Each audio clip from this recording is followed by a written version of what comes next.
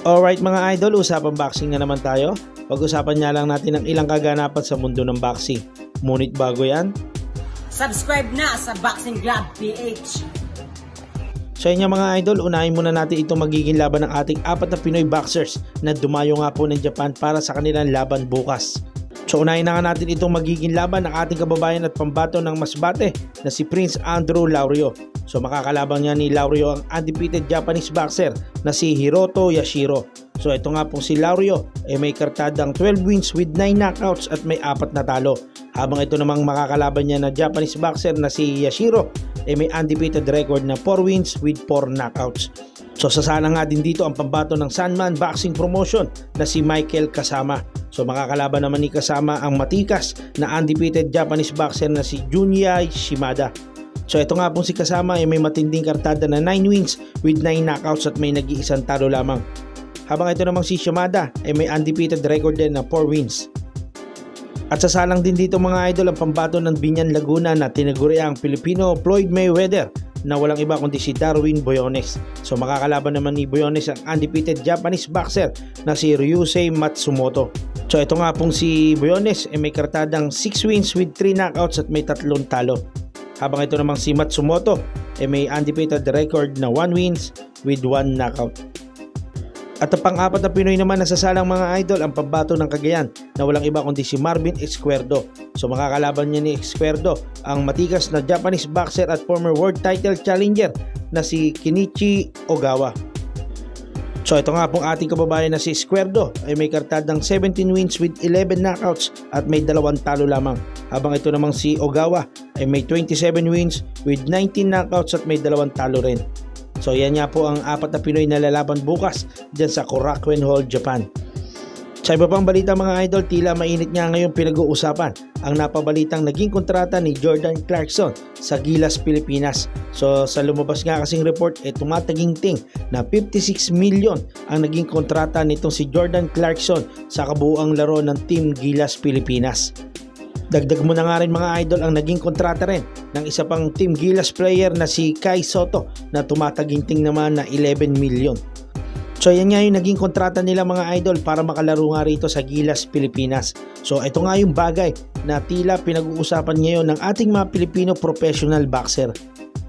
So kung ating nga maalala mga idol nung pumutok nga ang balita sa kontrata nitong si Jordan Clarkson agad nga nag-react itong ating Filipino professional boxer na si Jake Bornea. Sa kanya nga ang Facebook page mga idol nag-post nga itong si Bornea na sabi niya mga idol sad reality. Marami nga raw naging world champion dito sa Pilipinas pero walang halaga. Dagdag pa nga nito mga idol kung sa boxing nga raw binuhos ang 56 million na to baka sakali raw mas dumami pa ang ating mga Filipino world champion. At kanina nga lang rin mga idol naglabas na rin ng kanyang reaksyon ang ating kababayan at former Olympic silver medalist na si Nesty Peticio. Sa kanyang social media account mga idol nagpost nga itong si Nesty Peticio na may caption na sana all at ang picture nga sina Jordan Clarkson at Kai Soto. So mga idol, maraming ang Filipino boxers ang nakarelate sa naging post nga nitong sina Jake Bornea at Nesty Peticio. Ang isang malaking dahilan nga mga idol kung bakit malaki ba ang bayad sa mga basketball player ang malalaking kumpanya nga mga idol na nag-i-sponsor dito. Idagdag mo pa ang mga tao na mahilig talagang manood ng basketball kumpara sa boxing. So dito nga kasi sa atin sa Pilipinas mga idol, personal opinion ko lang to at wag po sana kayong magalit. Dito sa Pilipinas kapag ang boxing event may bayad hindi nga halos tinatao. So halos ayaw nga po kasing magbayad ng Pilipino pag manonood ng boxing. Gusto nga lagi libre. So kaya hindi nga rin natin masisi mga idol ang mga investor na hindi nag-i-invest dito sa boxing dahil nakikita nila mga idol pagdating sa event kukunti nga yung nanonood.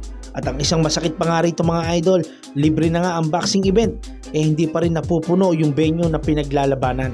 Kaya naman mga idol, isa nga sa nakikita kong paraan para mas dumami pa ang mga sponsor natin pagdating sa boxing suportahan nga po natin ang lahat ng boxing event dito sa Pilipinas.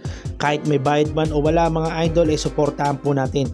Kasi mga idol, kapag nakita po ng malalaking investor na sinusuportahan ng mga Pilipino yung mga boxing event dito sa Pilipinas hindi po yan maghihinayang maglabas ng pera para ibayad sa mga Pilipinong boksingero para nga rin sa kanilang business. So mga idol, domino effect lang po yan. Kapag sinuportahan po natin ang ating mga Pilipinong boksingero, lalo na ang boxing event dito sa Pilipinas, asahan natin mga idol na malaking mga premyo ang may uuwi nga ng ating mga Pilipinong boksingero. Kaya naman mga idol, huwag nating kalimutang suportahan ang lahat ng boxing event dito sa Pilipinas para nga mas dumami pa ang mga negosyante na mag-sponsor sa boxing. At speaking of boxing event nga mga idol, bukas huwag po natin kalimutang suportahan ang magiging boxing event niyan sa San Isidro, Nueva Ecija. Kasama po natin ang ating former world champion, Denver The Excitement Coelho. At support po natin ang kanyang paparating na boxing event sa Nueva Ecija. I-invite ko po kayo lahat na boxing fanatic. I-invite ko po kayo sa September 2 sa San Isidro, Nueva Ecija. Magkita-kita po tayo, may binibuild up po tayo ngayong mga boksingerong Pilipino, lalo na Pilipino versus Indonesia po ito. Ang binibid po natin si Gino Rodrigo, ang kalaban niya po is isang Indonesian boxer. Ang nakalagay po doon, bali 9 bouts lahat. May mga binibuild up din tayo ng mga simula at mga 4 rounders, pataas. Kaya magandang laban po ito. At saka marami din po na nakalagay po na amateur. Okay. Papanood din po. Nagpapasalamat po ko sa Panginoon na binigyan niya rin po ako ng opportunity na makapamahagi rin po sa larangan ng boxing. Lalo na nagpapasalamat po ko sa buting New York po namin, sa Nueva Ecija, Senior Pino. At saka po, sa tulong din po ni Mang Bukoy Lorde na para po matuloy po itong event ko. At saka sa mga tao po na tutulong pa po sa akin.